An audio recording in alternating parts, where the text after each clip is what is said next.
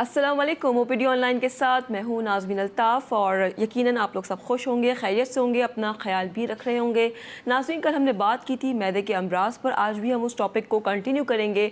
वो कहते हैं ना कि मैदा अगर आपका तंदुरुस्त है, मैदा ठीक है, तो आप तंदुरुस्त और तवाना है, क्योंकि जो बीमारियाँ जन्म लेती हैं वो स्टार्ट ही मैदे से होती हैं। तो आज भी हम बात करेंगे मैदे के हवाले से, लेकिन सबसे पहले हम वेलकम कर लेते हैं डॉक्टर साहब को। अस्सलाम वालेकुम डॉक्टर साहब, कैसे हैं आप? वालेकुम सलाम, अल्हम्दुलिल्लाह ठीक। डॉक्टर साहब, कल भी हम बात कर रहे थे मैदे के अमराज पर, जो कि एक बहुत ही कॉमन इशू है, हर एक शख्स जो है वो उससे दो चार है। तो सबसे पहले मैं आपसे पूछना चाहूँगी कि मैदे के अमराज के हवाले से ही कुछ हमारे नाज़रीन को आगाही दें। जी, जैसे देखिए हम कल बात कर रहे थे, हमने मैदे में सोजिश के हवाले से बात की थी ताकि पता चले कि भाई होता क्यों है, दर्द जो शुरू हो जाता है। अमूमन लोग यहीं पे ही कंप्लेन कर रहे थे जिस जगह इस वक्त मैंने हाथ रखा हुआ है। इसमें जो इनिशियल स्टेजेस हैं, यानी शुरू में जो होता है ज़्यादा जो कॉमन है वो गैस्ट्राइटिस है, यानी सोजिश हो जाना। इसके बाद अगर खुदा न खास्ता ये चीज़ कंटिन्यूस रहे मुस्तकिल तौर पे, और जैसे कि हमने कल बात की कि मेडिसिन्स का इस्तेमाल ख़ास तौर पर दर्द दूर करने की जितनी अद्वियात हैं, उनके फ्रिक्वेंट यूज़ की वजह से, उनकी ज़्यादा यूज़ की वजह से जो है वो मैदे में पहले सोजिश होती है, बाद में फिर वही जो है वो अल्सर की सूरत इख्तियार कर जाती है। एक चीज़ तो अल्सर अगर हो जाए तो वो बहुत ज़्यादा पेनफुल होता है, और अगर अल्सर को छोड़ दिया जाए, उसको सही से ट्रीट ना किया जाए, एक्चुअली अल्सर को ट्रीट से ज़्यादा उसको मैनेज कर रहे होते हैं। यानी कोशिश ये होती है कि जो मैदे की 5 जो लेयर्स हैं वो लेयर्स डैमेज ना हो, तो उसको हील करने की कोशिश होती है कि वो ज़्यादा हील हो जाए जल्द से जल्द। वरना अगर उसको छोड़ दिया जाए या पेन की सूरत में ही पेशेंट उसी सूरत में बरकरार रखे अपने आप को, तो फिर वो जो लेयर्स हैं वो कट जाती हैं, क्योंकि मैदे की जो तेज़ाबियत है वो बहुत शदीद होती है, वो उसको जला देती है। और ऐसी सूरत में इंतहाई अगर हम बात करें तो परफोरेशन भी हो सकती है, ब्लीड्स भी कर सकते हैं, ब्लीडिंग भी होती है। बाद जो सीवियर केसेस हैं उसके अंदर वॉमिटिंग भी होती है, वॉमिटिंग में जो है वो ब्लड भी आता है। तो जो इसमें ब्लड आता है वो तो आपको काफ़ी हद तक जो है पता चल, उसका नहीं थोड़ा सा यूँ समझ लें चॉकलेटी कलर होता है, ब्राउनिश। और अगर यही चीज़ फिर आहिस्ता आहिस्ता रिश्ता रहे अगर खून खुदा ना खास्ता, तो ये आगे की तरफ जाता है हाथों से, और डार्क कलर स्टूल की फॉर्म में भी बाहर आता है। ठीक है डॉक्टर साहब, ये बताइएगा कि क्या वक्त पे ना खाना या फिजिकल एक्टिविटी ना करना ये भी एक वजह बनती है मैदे के? देखिए वक्त पे बिल्कुल टाइमली हर चीज़ से ओवरऑल अगर आप सेहत की बात करें, वेलबींग की बात करें, तो अर्ली खा लेना और उसके बाद टाइमली सोना जो है वो बहुत इंपॉर्टेंट है। वैसे भी तमाम बीमारियों की जो कहते हैं ना जड़ों में से अलामात, यानी रीजनिंग है वो उसकी। लेकिन उसके साथ साथ जैसे भी हमने कहा कि ग़िज़ा का भी इस्तेमाल, जैसे अब यहाँ पे ऑयली फूड्स और जंक फूड्स का इस्तेमाल होता है, मिर्च मसालों की, जैसे मैंने कल भी बताया कि मिर्च मसालों का इस्तेमाल कम से कम रखें। अच्छा, जो ऑयल भी है, घर में जो ऑयल यूज़ होता है डेफिनेटली वो बेहतर है, बहुत बेहतर है एज़ कम्पेयर टू हम बाज़ार में जब कोई भी चीज़ खाते हैं, एक्चुअली उसमें रिसाइकलिंग की तरह हो रहा होता है। बिल्कुल वही ऑयल, बिल्कुल वही ऑयल जो है वो, अब जैसे समोसे हैं या इस टाइप की कोई भी चीज़ जो आप तली हुई चीज़ें बाज़ार से लेते हैं, तो वो ऑयल जो है वो इतना सारा ऑयल होता है, आप खुद सोचें कि वो डेली बेसिस के ऊपर उसको डिस्कार्ड तो नहीं करते हैं ना, वो second day, third, fourth day तक चलता है, अनलेस एंड अनटिल के बिल्कुल ब्लैक हो जाए वो। ये फिर जो ऑयल की चीज़ बनी हुई जो भी आप खाएंगे वो इंतहाई नुकसानदेह होती है, फिर वो उसमें यही मैदे की जो अलामात आ रही हैं ये आना शुरू हो जाता है। और डॉक्टर साहब, जो ना कोई एक्सरसाइज करना, ना जिम का इस्तेमाल करना, और फिर सिर्फ फिजिकल एक्टिविटी भी कोई नहीं हो, तो ये भी कोई वजह बनती है? बिल्कुल, देखिए फिजिकल एक्टिविटी, आजकल हमारा सिटिंग काम बहुत हो गया, हम लोग सारा वक्त गैजेट्स पे, लैपटॉप पे ही बिजी होते हैं। बिल्कुल ऐसे ही है, जिसे हम सेडेंटरी लाइफस्टाइल या टाइप ए पर्सनालिटी कहते हैं। तो अब जब आपकी फिजिकल बॉडी मूव नहीं करेगी तो आंतों की जो मूवमेंट है, देखिए आंतों में 2 किस्म की, एक तो अपनी मूवमेंट हो रही है उसकी नीचे की तरफ, लेकिन उसके साथ साथ आपकी अपनी जब मूवमेंट होती है तो उसमें स्पेसेस बनती हैं, जो गैसेस एक्यूमुलेशन हो रही है वो एक्सपेल्ड आउट होती है, उससे आपका जो आपका पूरा जीआई ट्रैक है वो आपका स्मूथ होने लग जाता है, आपको खाने का भी जी चाहेगा। अमूमन हम लोग कंप्लेन ये करते हैं ना कि खाया नहीं जा रहा, भूख नहीं है, और अगर थोड़ा सा खा लिया तो बस अमूमन यही कम शिकायत जो सबसे ज़्यादा कॉमन शिकायत आती है वो यही है कि जी खाया नहीं जा रहा, और खा भी रहे तो बस थोड़ा सा खाया और खा के यहीं रखा हुआ मैं देखे, बिल्कुल हैवीनेस फील होती है। साथ साथ हम डॉक्टर साहब कॉल भी ले लेते हैं। हेलो, अस्सलाम वालेकुम। हेलो, अस्सलाम वालेकुम। जी वालेकुम अस्सलाम, कौन बात करें, कहाँ से? मैं सुलेमान बात कर रहा हूँ कराची से। जी सुलेमान, क्या पूछना चाहेंगे आप? मैं पेट में मुझे असल में कब्ज रहता है, तो पेट में दर्द, पेट कम सख्त रहता है ज़्यादातर, तो उसकी वजह से ना मुझे पाइल्स वगैरह हो गए। तो मैं डॉक्टर साहब से कुछ सवाल ये पूछना चाह रहा हूँ कि कब्ज वगैरह खत्म करने के लिए क्या करना पड़ेगा मुझे? अच्छा देखिए, आपकी उम्र कितनी है सुलेमान? मैं 30 साल का हूँ, 30 इयर्स, ठीक है। कॉन्स्टिपेशन आपको कितने अरसे से है, कब्ज की जो शिकायत है? मुझे ना 2 ईयर से हो गए मैं, लेकिन मेडिसिन खाता हूँ तो फिर उससे कोई फर्क नहीं पड़ता मुझे। फ़र्क नहीं पड़ता? हाँ, हकीमी इलाज भी कराए लेकिन उससे भी फर्क नहीं पड़ा। अच्छा, अब देखिए इसमें कई चीज़ें आ जाती हैं। एक तो आपने कहा कि आप मेडिसिन यूज़ करते रहें, आपकी कॉल का बहुत शुक्रिया। मैं थोड़ा सा आपको एक्सप्लेन कर दूं। डॉक्टर साहब ये बहुत कॉमन हो गया है, कॉन्स्टिपेशन देन पाइल्स। बिल्कुल, असल में देखिए कॉन्स्टिपेशन की वजह से ही जो है फिर फ्रिक्शन प्रोड्यूस होता है, फिर पाइल्स बनते हैं और ज़्यादातर हेमराइड्स हैं। ये तमाम चीज़ें उसी का सबब होती हैं कि जब जहाँ पे आप लॉन्ग टर्म यानी कब्ज़ होना या कॉन्स्टिपेशन हो जाना। इसमें एक चीज़ का हमें ख्याल रखना चाहिए, वैसे ही मैं बात कर रहा हूँ और इनके लिए भी है जो जिन्होंने अभी सुलेमान ने बात करी, कि जो मेडिसिन्स वो इस्तेमाल कर रहे हैं, मेडिसिन्स का एक हद तक रोल है। इसमें एडिशनली कुछ चीज़ें हमें स्टमक की जब हम बात करते हैं या आंतों के हवाले से हम बात करते हैं तो उसमें इस चीज़ का ख्याल रखना चाहिए कि जो आपकी डाइट है वो डाइट में आपका फाइबर्स जैसे हम कहते हैं यानी वेजिटेबल्स का इस्तेमाल है वो आपने ज़्यादा से ज़्यादा करना है। गोश्त के इस्तेमाल को कम किया जाए, दही का इस्तेमाल बढ़ाया जाए, पानी ज़्यादा से ज़्यादा पिया जाए। ये मैं जनरली बात कर रहा हूँ। शहद का इस्तेमाल आप रेगुलर कर लें, डेली बेसिस पे आप समझ लें कि आपने एक बड़ा चमचा जो है वो शहद, अब असली है नकली इसको अब आप छोड़ दें, जो मार्केट में शहद अवेलेबल हैं आप उसमें एटलीस्ट एक बड़ा चमचा जो है वो आप रूटीन बना लें रात को, ख़ास तौर पे। कोई ज़रूरी नहीं कि पानी में डाल के पिए, वैसे ही आप पी जाएँ। पर डॉक्टर साहब जो डायबिटिक है वो तो उस चीज़ को जी हाँ बिल्कुल। अब उसमें वहाँ पर हम आते हैं स्पगोल की भी बात कर सकते हैं कि देखें स्पगोल का एक रेगुलर यूज़ किया जा सकता है, ख़ासतौर पे उनके लिए जिनको मैदे का या आंतों का मुस्तकिल प्रॉब्लम रह रहा है कॉन्स्टिपेशन के हवाले से। तो उसमें यही होता है कि आप जो है वो इसको पानी में डाल के, और उसका थोड़ा सा फ्लेवर का इशू आता है, जाहिर बात है स्पगोल जो इस्तेमाल करते हैं, अब तो फ्लेवर्स में भी स्पगोल अवेलेबल है मार्केट में, तो आप वो स्पगोल का रेगुलर इस्तेमाल कीजिए। एक चीज़ बाकी मेडिसिन्स भी इसमें बहुत वैरायटी है, बहुत वेरिएशंस हैं। अगर आप चाहें तो मुझे प्रोग्राम के बाद कॉल कर सकते हैं, मैं आपको मेडिसिन भी एडवाइस कर दूँगा इसके लिए। ठीक है डॉक्टर साहब का नंबर कुछ ही देर में आपकी स्क्रीन पर मौजूद होगा, आप उन्हें कॉल कर सकते हैं। शो के आधे घंटे बाद एक और कॉलर ने हमें ज्वाइन किया है। हेलो अस्सलाम वालेकुम। मैं कराची से नफीसा बोल रही हूँ। जी नफीसा साहिबा, क्या पूछना चाहेंगे? मुझे ये पूछना था, मेरी उम्र 50 ईयर्स है। ठीक है। और अक्सर मुझे ये होता है कि जैसे कभी कभार मुझे कोई लंबा सफ़र करना है, जैसे कोई कराची के अंदर ही, चाहे मैं बस में जाऊँ, चाहे मैं जैसे रक्शे वगैरह में जाऊँ, तो मतलब फिर रात के टाइम मुझे जैसे सर में दर्द होता है और पेट जैसे ख़राब होता है, इसके बाद मुझे वॉमिटिंग शुरू हो जाती है। ये मेरी समझे तकरीबन ये आदत सी बन गई, वरना पहले कभी ऐसा नहीं होता था। तो अच्छा, मुझे ये डॉक्टर साहब से पूछना है कि इसकी क्या वजह है, या फिर मुझे तो अक्सर जाना पड़ता है इस काम, बच्चों के काम के सिलसिले में, तो मुझे अब मतलब ऐसा क्या करना चाहिए? आई थिंक ये मुझे कोई टेंशन से अच्छा, होता है। सर के दर्द के हवाले से आप जो बात कर रही हैं, आपको सर में एक साइड पे दर्द होता है या दोनों तरफ? पूरे सर में दर्द होता पूरे सर में होता है। ब्लड प्रेशर आपने चेक करवाया है? ब्लड प्रेशर मेरा अक्सर लो ही रहता है। लो रहता है, ब्लड प्रेशर ठीक जब है, भी मैं चेक कराऊँ मेरा लो रहता है। ठीक है। तो बस ये कि ये मेरी कैफियत ऐसी है कि अब जैसे एक तरह का एक डर पड़ गया है कि कहीं मुझे जाना है तो मुझे बस एक खौफ सा हो जाता है, तो मुझे बस। यानी आप जब कोई भी मोबाइल चीज़ में, यानी जैसे आपने रिक्शे के हवाले से बोला, या आप कोई कन्वेंस पे जा रही होती हैं तो चलने के दौरान फिर आपको ऐसा वॉमिटिंग भी फील होती है? नहीं नहीं बिल्कुल भी नहीं। ठीक है, उस टाइम मुझे कुछ भी नहीं होता। उस टाइम ठीक है। अल्लाह का शुक्र, मैं गई आ गई सब कुछ। जैसे ही जैसे रात का टाइम होगा ना, तो उस टाइम मुझे सर में दर्द हल्का हल्का शुरू हो गया, फिर ज़्यादा होगा, फिर पेट खराब होगा और फिर थोड़ी देर के बाद वॉमिटिंग शुरू हो जाती है। ठीक है। चाहे मैं फिर तो मैं उस रात में कुछ खाना ही नहीं खाती हूँ। मतलब सर में इतना दर्द होता है मेरे कि मुझे मतलब कुछ खाने का दिल ही नहीं होता। ठीक है। थोड़ा पानी भी पी लूँ ऐसा तो मुझे ऐसा होगा वॉमिट हो जाती है। अच्छा, आपने कहा कि पूरे सर में दर्द होता है, सर के को खास हिस्से में ज़्यादा होता है या ओवरऑल पूरे सर में ही दर्द होता है? पूरे सर में दर्द होता है। पूरे सर में अच्छा, दर्द ठीक हो गया। मैंने यही पूछना था कि भाई ऐसा होगा मुझे कहीं काम से जाना है तो आई थिंक कोई ऐसी कोई टैबलेट हो या कोई ऐसी ठीक हो है। जैसे वो मैं पी लूँ तो मुझे ज़रा बेहतर ठीक। फील हो मुझे। ये बिल्कुल हो सकता है, इंशाल्लाह आराम आएगा। आप मुझे प्रोग्राम के बाद 12 बजे तक कॉल कर लीजिएगा, जो नंबर आपके पास डिस्प्ले हो रहा है, तो मैं आपको मेडिसिन भी एडवाइस कर दूंगा इस हवाले से। और हो सकता है कि एक आध टेस्ट के लिए मैं आपको रिकमेंड करूं, तो आप टेस्ट ज़रूर करवा के फिर मुझे फीडबैक दीजिएगा। ठीक है, बहुत शुक्रिया आपकी कॉल का। एक और कॉलर हमारे साथ है। हेलो अस्सलाम वालेकुम। हेलो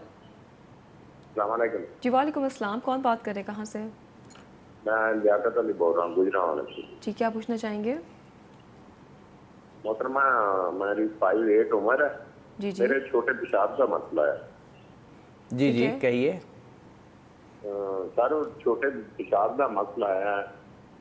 ठीक। वो उसमें मसाने में वो गदूद सी बनी है, ये छोटा पेशाब भी है। उम्र कितनी है आपकी? 5'8" है। अच्छा, 58 हो रही है, ठीक है।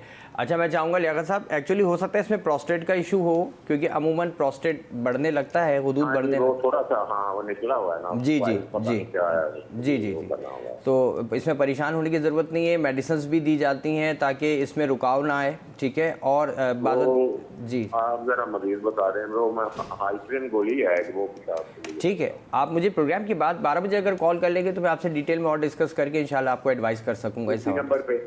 जी हाँ, जो नंबर आपके पास डिस्प्ले हो रहा होगा सामने।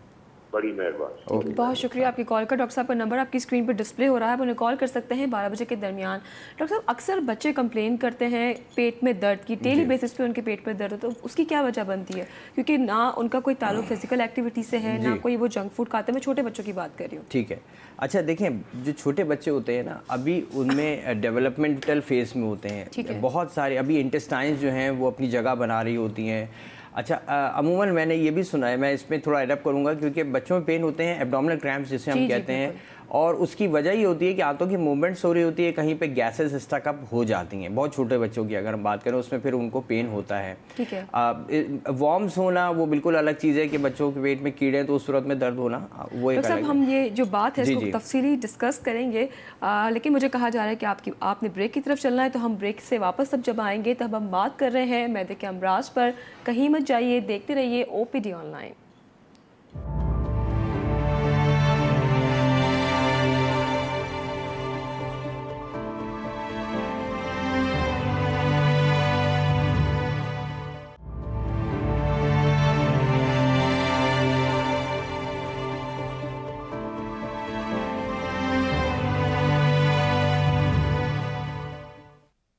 Welcome back from the break. आप देख रहे हो OPD ऑनलाइन। बात हो रही है मैदे के अमराज पर।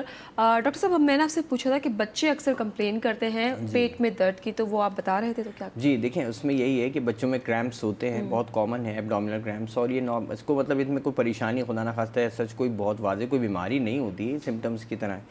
इसमें 2-3 चीज़ें हैं। अगर बहुत छोटे बच्चे हैं तो जैसे मैंने कहा, शहद का इस्तेमाल थोड़ा कराया जा सकता है, शहद किया जाए। इसके अलावा कुछ मेडिसिन्स भी आती हैं जो थोड़ा सा ये क्रैम्प्स को कम करती हैं बच्चों में। ठीक है। अच्छा, जैसे ही ये बच्चे 6 महीने के बाद से लेके, यानी अगर मैं कहूँ ऑनवर्ड बढ़ना शुरू होते हैं, तो उसके बाद आपने खुद गौर किया होगा कि ये अमूमन देखने में आता है कि आहिस्ता आहिस्ता जो है ख़त्म होने लग जाता है वक्त के साथ, यानी जो पेन, जो एब्डोमिनल पेन्स की हमें शिकायत है। अच्छा, एक जो सबसे ज़्यादा कॉमन है वो है बच्चों में वोमिटिंग होना, यानी मतली उल्टी आ जाती है, खाना ज़रा सा भी खा, इवन छोटे बच्चे भी मैं बात करूं जो अभी जिन्होंने ठोस ग़िज़ा शुरू की है 6 मंथ्स एंड ऑनवर्ड्स, तो वहाँ पर ये देखने में आता है कि बच्चों को वोमिट होने लग जाती है। इसकी भी वजह गैस्ट्राइटिस होता है, बच्चों में बहुत कॉमन है, याद रखें। और इसकी जो वजह है वो वायरस है, वायरल ज़्यादा कॉमन है बच्चों में, और वायरस की वजह से होता क्या है कि एसिड की सेक्रेशन ज़्यादा हो जाती हैं, तेज़ाबियत बढ़ती है, जो बच्चों में सोजिश करती है, क्योंकि बच्चों के अंदर की प्रोटेक्टिव लाइनिंग है जो महफूज रखती है तेज़ाबियत से, तेज़ाब के असर से, वो बहुत कम होती है, बहुत थिन होती है। तो इस वजह से वो जल्दी हट जाती है और सोजिश होना शुरू होती है और बच्चे वोमिट करते हैं। ऐसी सूरत में अमूमन पेरेंट्स ये होता है कि अगर जो हॉस्पिटल या डॉक्टरों को नहीं दिखा रहा है, वो अपने तौर पे मतली के दूर करने के ग्रेविनेट के हवाले से जैसे सिरप्स हैं या वो देते हैं, और फ़ायदा नहीं होता, बच्चे वो भी उलट देते हैं, यानी जो दवाई लेंगे वो उलट देंगे। इसका बेस्ट ये होता है कि इसमें हम प्रोटॉन पम्प इनहिबिटर दिए जाते हैं, मैं मेडिसिन का नाम नहीं लेना चाहूँगा, लेकिन हम वो देते हैं, कम से कम सिर्फ 1 से 2 खुराक भी देंगे तो इंशाल्लाह उसमें फौरी तौर पे रिलीफ मिल जाता है। तो इसमें परेशान होने की ज़रूरत नहीं है, या बच्चों को उल्टी रोकने की अद्वियात अपने तौर पे ना दें तो बेहतर है। बिल्कुल, आप डॉक्टर से रुजू करें जो भी आपके प्रॉब्लम्स हैं, जो भी कंसर्न्स हैं। डॉक्टर साहब, ये बताइएगा, कल हम बात कर रहे थे अल्सर के हवाले से, तो कितना ड्यूरेशन तक आप उसकी मेडिसिन ले सकते हैं या क्या, और ये ट्रीटेबल है? बहुत अच्छा सवाल है। देखिए, बात ये है कि अमूमन इवन गैस्ट्राइटिस भी होता है, मैदे में दर्द होना शुरू होता है, और एक रिवायती तौर पे मैं अब एक ट्रेंड बन गया है पिछले 8-10 सालों में, मैं नाम नहीं लूँगा प्रोडक्ट का, लेकिन मैं मॉलिक्यूल ज़रूर कहूँगा कि ओमिप्रोजोल, एसोमिप्रोजोल जो हैं टाइप की, जो जितनी मेडिसिन 20 और 40 मिलीग्राम की लोग यूज़ करते हैं, 5-6 दिन 4 दिन यूज़ किया, और कुछ तो ऐसे हैं कि सुबह यूज़ करी, शाम को ज़रूरत नहीं है, यानी उनको सिम्टम्स ख़त्म हो गए तो वो कहते हैं ठीक है। लेकिन ये तरीका बहुत गलत है। प्रॉपर अगर गैस्ट्राइटिस हुआ भी है सिर्फ, यानी मैदे में सोजिश हो रही है, तो इसका एक ड्यूरेशन है कि आपको कम से कम 2 हफ्ते देनी होगी, और अगर अल्सर हो गया है तो उसमें तो आपको 4 to 6 वीक्स की इसका एक थेरेपी है, बाकायदा रेगुलर बेसिस पे लेनी होती है। इसलिए आप गौर करें कि अमूमन ये 14 के पैक्स में आती है, यानी 2-2 हफ्ते का इसका पूरा एक ट्रीटमेंट का आता है कि सुबह शाम अगर आप लेंगे तो फिर वो 7 दिन में ख़त्म हो जाएगा। कहने का मकसद है कि इसको अगर आप प्रॉपर ट्रीट नहीं करें और इसी तरह थोड़ा आपने इस्तेमाल किया फिर छोड़ दिया, तो ऐसी सूरत में जो है ये ना ही ट्रीट हो पा रहा होता है। मेजॉरिटी लोग वक्ती तौर पे लेके, यही मैं बात कहता हूँ, सेल्फ मेडिकेशन का हिस्सा आ जाता है। बिल्कुल। डॉक्टर्स को दिखाएं, प्रॉपर ट्रीटमेंट। बिल्कुल, गैप नहीं आना चाहिए, कंटिन्यूटी किसी भी चीज़ में हो ज़रूरी है। कॉलर हमारे साथ हैं। हेलो, अस्सलाम वालेकुम। हेलो, वालेकुम। जी कौन बात करिए, कहाँ से? मैं नाजिया यासिर लाहौर से बोल रही हूँ। जी क्या बोलना चाहेंगे, क्या तो पूछना चाहेंगे? मुझे रमजान के अल्सर का मसला है, कभी कभी पेन हो जाती थी। आवाज़ तो कुछ रमजान स्लो सी है। डॉक्टर साहब ने बताया था कि 140 mg आप ले लें। ठीक है तो जी जी, आवाज़ आ रही है तो आपकी। वो मैं लेती रही हूँ मुसलसल। तो मैंने पूछना था कि अब मैं कितने हफ्ते तक मजीद लूँ? जी देखें, ऐसे होता है कि अमूमन 4 से 6 हफ्ते तक इसको कंटिन्यूस यूज़ करते हैं और उसके बाद फिर देखते हैं कि अब बेहतरी आ गई है सिम्टम्स में, तो सिर्फ डाइट का ख्याल रखा जाए, बहुत मिर्च मसाले की चीज़ें ना खाई जाएँ, तो इंशाल्लाह उम्मीद होती है कि ये दोबारा नहीं हो एकदम से इतना जल्दी। तो अगर आप समझती हैं कि अलामात आपकी ख़त्म हो गई हैं, बेहतर है, तो आप इसको स्टॉप कर सकती हैं। और फिर ऐसी सूरत में लेकिन एहतियात ये होती है कि हमें अब, क्योंकि एक पता चल चुका है कि हमें बार बार ये चीज़ हो रही है, तो आपको ग़िज़ा में जो है वो तब्दीली लाने की ज़रूरत है। बाकी आप स्टॉप कर दें दवाई, इसमें कोई हर्ज नहीं है। ठीक है, बहुत शुक्रिया आपकी कॉल का। कॉलर हमारे साथ है। हेलो, अस्सलाम वालेकुम। हेलो जी, कौन बात कर रहे हैं, कहाँ से? जी मैं अमीन बोल रहा हूँ लाहौर से। जी क्या पूछना मैंने चाहेंगे? एक बच्चे का पूछना था, वो बच्चे को ना पेट का मसला है, कोई 20 साल के तकरीबन 20 साल का हो गया, आमदनी का मसला, गंदम का कोई मसला है और बीज का कोई, जो बचपन से ये है, तो ये डॉक्टर से मसला नहीं है। ये क्या आप मेन प्रॉब्लम आपने क्या बताई? मेन आमदनी की एलर्जी है उसको। क्या चीज़ होती है? गंदम कोई भी चीज खाएगा तो मोशन लूज अच्छा, और ठीक है, रोज अपनी पेट खोल जाता है। ठीक है, दूध भी ये काम भी। ठीक है। 8 साल आपने 8 साल उम्र बताई है? 20 साल। ये 20 साल, सॉरी 20 साल, 20 साल, ये तो ओके, बचपन से ही है। ठीक है ठीक है, ठीक है। ठीक है। हाँ। अच्छा, इसमें कोई ऐसे खैर परेशान होने की बिल्कुल ज़रूरत नहीं है, यंग एज है, और ये मोशंस अगर बार बार हो रहे हैं तो सिर्फ ये देखना होता है कि आंतों में क्या इरिटेशन हो रही है, क्योंकि इतना लॉन्ग टर्म, इतने अरसे अगर बार बार जो है आपको मोशंस की बच्चे को कंप्लेंट हो, तो इसका मतलब ये होता है कि आंतों में किसी भी वजह से कोई इरिटेशन हो रही है, तो जिसके वजह से मोशन हो रहे हैं, तो इसको रोका जा सकता है, इसको बेहतर किया जा सकता है। वही मैं कहूँगा कि आप प्रोग्राम के बाद कीजिएगा, मैं आपको मेडिसिन भी एडवाइस करूँगा इस हवाले से, और अगर कोई टेस्ट हुआ तो वो भी रिकमेंड कर दूँगा। ठीक है, बहुत शुक्रिया आपकी कॉल का। डॉक्टर साहब, आप अल्सर के बारे में जो बता रहे थे कि आप जो treatable ड्यूरेशन हैं। है, बिल्कुल Exactly. देखिए, जो ड्यूरेशन है, हम कहते हैं कि इसको कम से कम 4 से 6 हफ्ते, उसके बाद फिर इसका एक मेंटेनेंस डोज होता है। मेंटेनेंस डोज ये कि मिसाल के तौर पे 40 मिलीग्राम सुबह शाम आपने इस्तेमाल किया, अल्सर के लिए हमने 4 से 6 हफ्ते दिया। उसके बाद जब ये सिम्टम्स बेहतर होगा, जैसे अभी खातून ने कॉल किया, उन्होंने बताया था कि अब बेहतर है, अब सिम्टम नहीं है, लेकिन इसमें एक मेंटेनेंस डोज जाता है, बाज़ औक़ात हम देते हैं पेशेंट्स को कम डोज करके, और उसको लॉन्ग टर्म पर मज़ीद दिया जाता है, ताकि ये आहिस्ता आहिस्ता आहिस्ता, क्योंकि देखें वो जगह ऐसी है, वहाँ पे हीलिंग के लिए बिल्कुल अलग आप खाली नहीं कर सकते कि तेज़ाब अब टच ना हो उस जगह पे जहाँ पे सोजिश हुई थी, तो इसी वजह से इसका ड्यूरेशन ज़रा लंबा होता है, ज़्यादा अरसे जो है इसको मेडिसिन देनी पड़ती है। ठीक है, कॉल हमारे साथ है। हेलो, अस्सलाम वालेकुम। वालेकुम अस्सलाम मैडम। जी कौन बात कर रहे हैं, कहाँ से? जी मैं जेलम से बात कर रहा हूँ, शुजात सिद्दीकी मेरा नाम है। जी क्या पूछना चाहेंगे सर? जी हेलो। जी हम आपको सुन सकते हैं, क्या जी, पूछना मैंने चाहेंगे? डॉक्टर साहब से कब्ज़ के बारे में बात करनी थी। जी ठीक है, कितनी उम्र है आपकी? जी मेरी उम्र है 74 प्लस। ठीक है। जी मुझे मसला यह है कि मैं कब्ज़ का 1-2 साल से मरीज था, तो उसके लिए मैं स्काइलेक्स ड्रॉप्स पीता हूँ, लेता हूँ। ठीक है।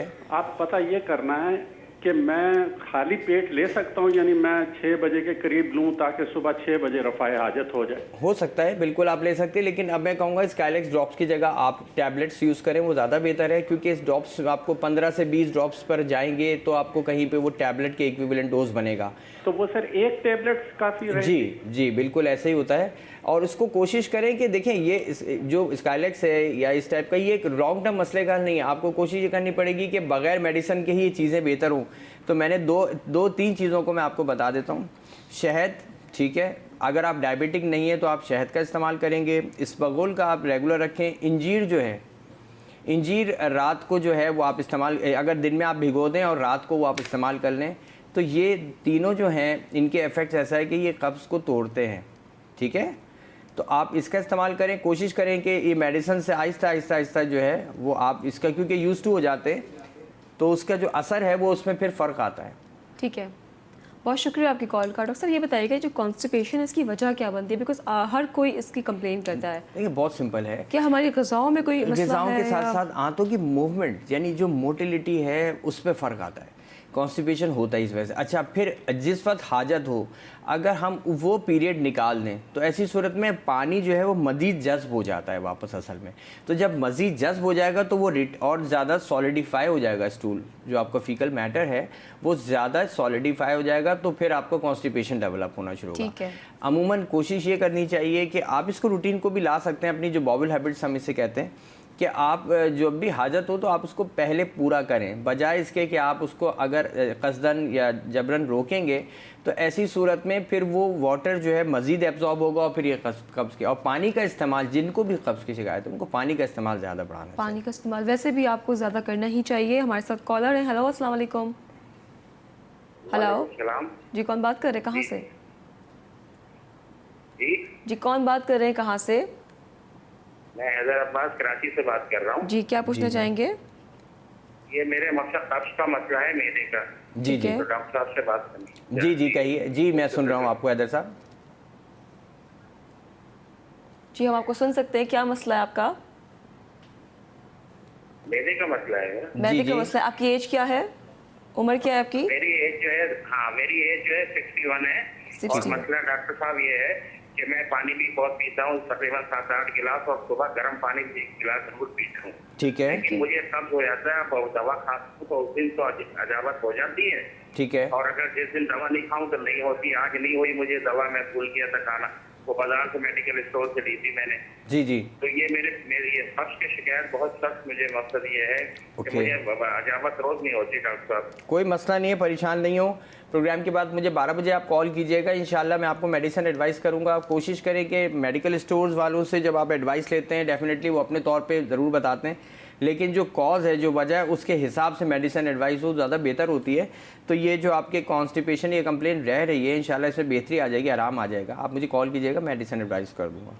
ठीक है, बहुत शुक्रिया आपकी कॉल का। आप डॉक्टर साहब को कॉल कर सकते हैं और डॉक्टर साहब का नंबर आपकी स्क्रीन पे मौजूद है, उन्हें कॉल कर सकते हैं 12 बजे के दरमियान। डॉक्टर साहब ये बताइएगा, जो आजकल जैसे कि बारिशें हुई हैं और पानी जो है वो गटर का पानी और नॉर्मल पानी जो है वो आपस में मिक्स हो गया, तो इस वजह से काफ़ी स्टमक प्रॉब्लम्स जो है लोगों को हुई हैं, तो आप इस हवाले से क्या कहना चाहेंगे? पानी बॉयल करके देखिए पिएं? बिल्कुल, और मैंने जैसे कल भी ये बात कही थी और ये बहुत ज़रूरी है कि जो भी हमें सुन रहे हैं, पानी एक तो बॉयल करके, अगर फिल्टर्ड वाटर हो बहुत ज़्यादा बेहतर है। एक्चुअली हो ये रहा है कि बारीक बारीक ज़र्रात जो हैं वो आ रहे हैं, गदला हुआ है पानी, उसमें मट्टी भी मिली हुई है और भी ज़्यादा बैक्टीरिया।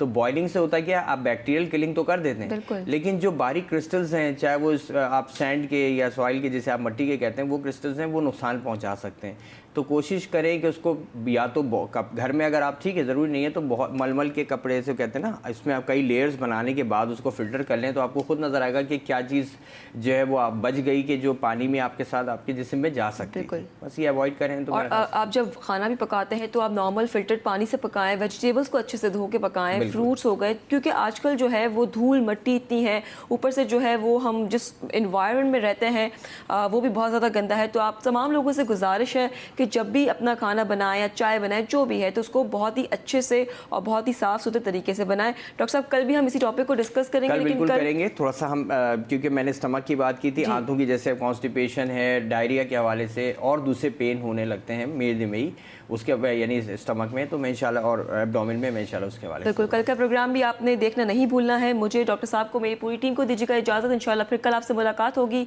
अपना ख्याल रखिए। अल्लाह ने के बाद।